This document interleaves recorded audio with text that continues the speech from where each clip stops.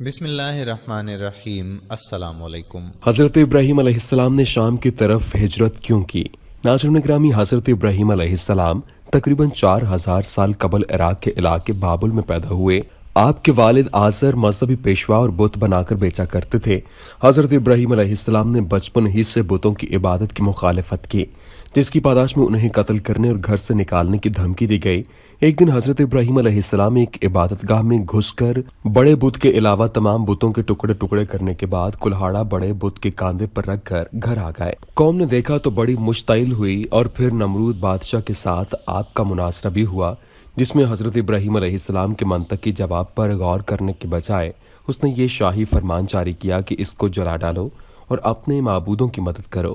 پھر آتش نمرود کا بڑا واقعہ پیش آیا، جس میں حضرت ابراہیم علیہ السلام کو پھینک دیا گیا، مگر وہ آگ اللہ تعالیٰ کے حکم سے حضرت ابراہیم علیہ السلام کے لیے ٹھنڈی اور راحت بخش ہو گئی اور اس نے آپ کو نہیں جلایا۔ ناظرین، اس قوم کی بد نصیبی کی حد یہ تھی کہ اتنا بڑا معجزہ دیکھنے کے باوجود ایک آدمی بھی آپ پر ایمان نہیں لایا، جبکہ ایک اور روایت کے مطابق سیدنا ابراہیم علیہ السلام کے آگ سے نکلنے کے بعد لوط علیہ السلام آپ پر ایمان لے آئے۔ حضرت ابراہیم علیہ السلام نے جب یہ دیکھا کہ اتنا بڑا معجزہ دیکھنے کے بعد بھی قوم ایمان نہیں لائی تو آپ نا امید ہو کر وہاں سے چل پڑے۔ سورہ عنکبوت میں ارشاد ربانی ہے تو لوط علیہ السلام اس پر ایمان لے آئے اور اس نے کہا، بے شک میں اپنے رب کی طرف ہجرت کرنے والا ہوں، یقیناً وہی سب پر غالب کمال حکمت والا ہے، اور ہم نے اسے اسحاق اور یعقوب عطا کیے اور اس کی اولاد میں نبوت اور کتاب رکھ دی، اور ہم نے اسے اس کا اجر دنیا میں دیا، اور بے شک وہ آخرت میں یقیناً صالح لوگوں سے ہے۔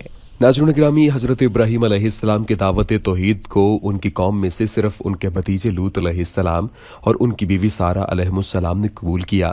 اس کے بعد وہ اپنا وطن چھوڑ کر ملک شام کی طرف روانہ ہو گئے تاکہ وہاں پوری آزادی کے ساتھ اللہ کی عبادت کریں اور دوسروں کو اللہ کے دین کی طرف بلائیں۔ اللہ تعالیٰ نے انہیں اپنی راہ میں اذیتیں برداشت کرنے اور ہجرت کے صلہ میں اسحاق جیسا بیٹا اور یعقوب علیہ السلام جیسا پوتا عطا فرمایا، اور ہمیشہ کے لیے نبوت اور آسمانی کتابوں کا نزول ان کی اولاد کے ساتھ خاص کر دیا۔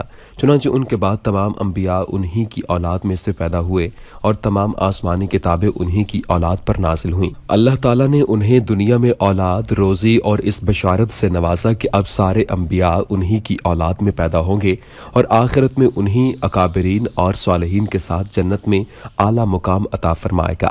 ناظرین گرامی، جس طرح اللہ تعالیٰ نے سیدنا ابراہیم علیہ السلام کو آگ میں جلنے سے محفوظ رکھا تھا، اسی طرح ابراہیم علیہ السلام اور لوط علیہ السلام دونوں کو ان ظالموں کے پنجے سے بحفاظت نکال کر شام کی طرف ہجرت کرنے کی آسانی عطا فرمائی۔ سورہ انبیاء میں ارشاد ربانی ہے، اور ہم نے اسے اور لوط کو اس سرزمین کی طرف نجات دی جس میں ہم نے جہانوں کے لیے برکت رکھی، اور ہم نے اسے اسحاق اور سعد انعام کے طور پر یعقوب عطا کیا، اور سبھی کو ہم نے نیک بنایا، اور ہم نے انہیں ایسے پیشوا بنایا جو ہمارے حکم کے ساتھ رہنمائی کرتے تھے، اور ہم نے ان کی طرف نیکیاں کرنے اور نماز قائم کرنے اور زکوٰۃ ادا کرنے کی وحی بھیجی، اور وہ صرف ہماری عبادت کرنے والے تھے۔ حضرت ابراہیم علیہ السلام آگ سے نکلنے کے بعد لوگوں کے سامنے توحید کی دعوت پیش کرتے رہے، اور دن بدن ان کے خلاف بت پرستوں کی عداوت بڑھتی گئی، یہاں تک کہ اللہ تعالیٰ نے انہیں اپنا ملک چھوڑ کر سرزمین شام کی طرف ہجرت کرنے کا حکم دے دیا، تو وہ اپنے بھتیجے لوط اور بیوی سارہ کے ساتھ ملک شام کی طرف روانہ ہو گئے۔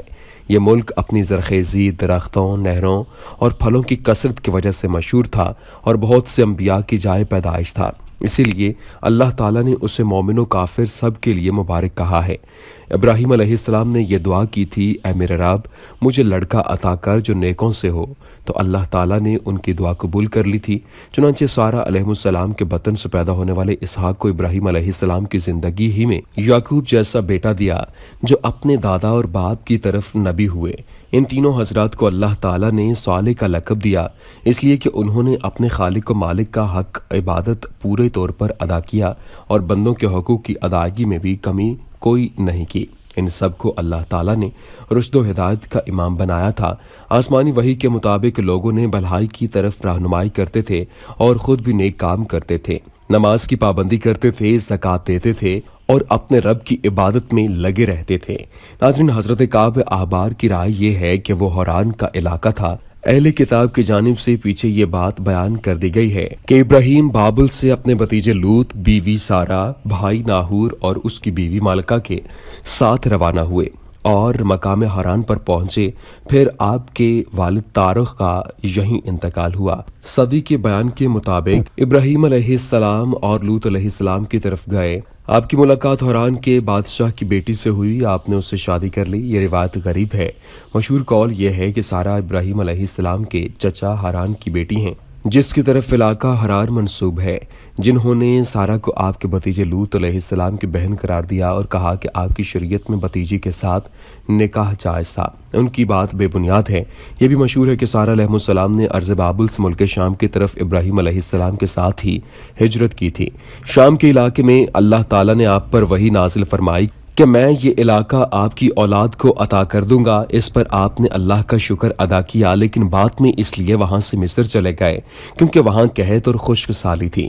ناظرین، کہا جاتا ہے کہ جب بی بی ہاجرہ کے ہاں بیٹا پیدا ہوا تو بی بی سارا کو طبعی حزن اور ملال ہوا کہ ان کی اولاد نہیں ہے۔ ابراہیم علیہ السلام مصر چلے گئے۔ وہ فرشتہ بھی آپ کے پاس آیا جس نے فرعون کے شر سے بچنے میں آپ کی مدد کی تھی، یہاں تک کہ آپ شام میں فلسطین کے مقام پر اترے۔ یہ شام کا علاقہ تھا۔ حضرت لوط علیہ السلام متفقہ کے مقام پر اترے، جو کہ وہاں سے 1 دن اور 1 رات کی مسافت پر یا اس سے کم تھا۔ اس مقام پر اللہ تعالیٰ نے ابراہیم علیہ السلام کو نبوت کا تاج پہنایا۔ ابراہیم علیہ السلام نے وہاں پر ایک کنواں کھودا، مسجد بنائی۔ کنویں کا پانی بہت میٹھا تھا، وہاں سے آپ کی بکریاں پانی پیتی تھیں۔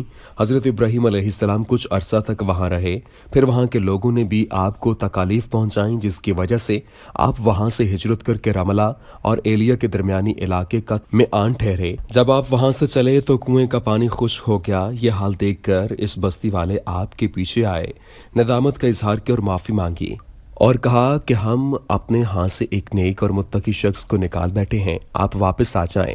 آپ نے فرمایا میں جس شہر سے نکالا جاؤں اس شہر میں واپس نہیں جاتا۔ اس پر انہوں نے عرض کیا کہ وہ کنواں جس سے ہم اور آپ پانی پیتے تھے آپ کے چلے آنے کی وجہ سے خشک ہو گیا ہے۔ اس پر آپ نے اپنے ریوڑ میں سے ایک بکری کا بچہ انہیں دیا اور کہا کہ اسے ساتھ لے جاؤ، اسے کنویں پر لے جاؤ گے تو وہاں سے میٹھا پانی نکلے گا، اسے پیو، مگر یاد رکھو کہ کوئی حائضہ عورت اس کنویں پر پانی لینے نہ جائے۔ وہ لوگ بکری کے بچے کو لے کر چلے اور اس کنویں پر لا کھڑا کر دیا تو وہاں سے میٹھا پانی آنے لگا۔ یہ پانی کافی عرصہ تک آتا رہا، یہاں تک کہ ایک مرتبہ ایک حائضہ عورت نے اس کنویں سے پانی پی لیا تو وہاں سے پانی آہستہ آہستہ کم ہوتا چلا گیا اور بالکل ختم ہو گیا۔